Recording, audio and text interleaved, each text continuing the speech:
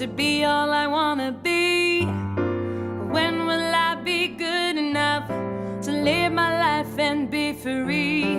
When will I dance till the morning lights up my day? I love the way you pause. I love the way you pause and something comes through you. That's what it would appear when I'm sitting here. There's a pause and then some more flow. Some more flow. I'm like, what are you connected to, Simon? What are you connected to? And I guess I know the answer. I believe that everyone and everything is connected to the same love. Love is infinitely different and all connected and all one and all together. There's so many names for a God, or for an energy, or a love, or a source, or for a family, or for a father or a mother. In a sacred, in a spiritual, in a loving, in a very earthy way. There's so many names for it. But for me, we're all connected to something that's the same. How do you view, I mean, I'm not into labels at all, and our organisation is not into labels, but how do you view, say, victim and perpetrator? How do you view those two labels?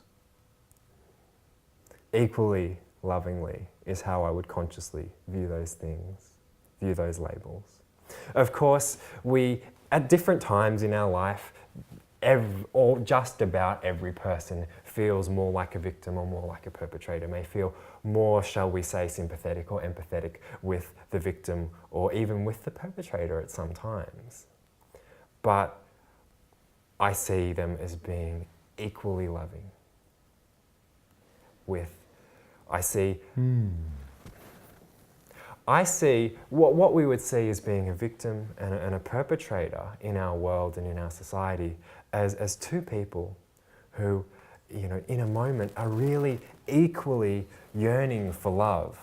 It's being expressed in different ways, but they're equally yearning for it. They're equally deserving for it in a sense. The process that each will go through to love in their own particular way will be different because every person in every situation is unique. But in both cases, it's equal. As an organisation, we're going to be working with perpetrators and victims, and as I say, I don't like those labels at all. But what I hear you say, I mean, this deep understanding of love and looking at, I mean, I don't know whether you already, what client groups you work with, but if you do work with perpetrators of crime, shall we say, then I have no idea whether do you do that already, or? I don't specifically work with perpetrators of crimes, but what I work with all the time is people that come to me and they feel very guilty. They feel very ashamed about something that they have done, a choice that they have made, an action that they've taken. And, it doesn't really matter whether, what society would say to that if people knew about it, but all the time, yes, the energy, the belief, the thought that people come to me with is, I'm guilty, I've done something wrong, and by extension, I deserve to feel hurt. I deserve to be punished. I deserve to feel bad. I don't deserve love. And so you feel that potentially can block, those emotions can block something in that person unless they're able to let go of those feelings.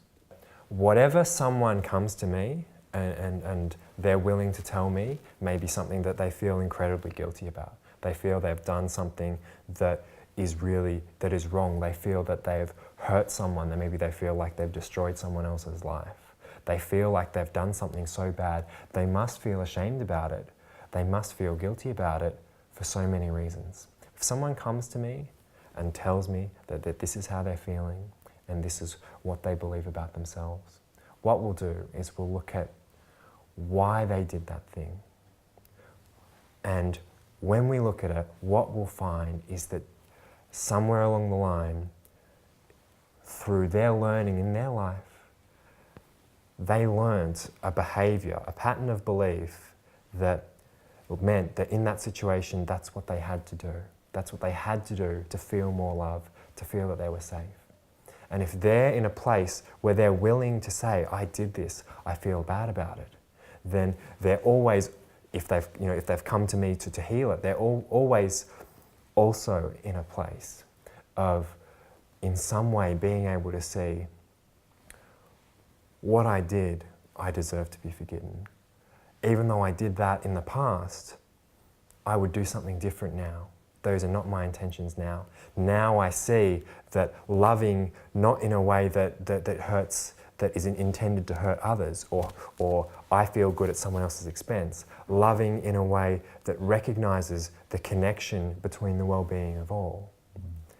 When someone comes to me, they're now ready for that. So if they can see in this moment, I love myself and I love what I do, then they can be ready to start to let go of needing to hold that shame, needing to hold that guilt, because they know they don't do it again. And if they're also in some way willing to start to see things more in the way that we are all responsible for what happens in our lives, and even though someone seems to have been hurt, or I've done something bad to someone, they allowed it to happen on some subconscious level. If they're ready to see that, then it's a very healing thing for them to move through that perspective of judgment into one of more love and more forgiveness.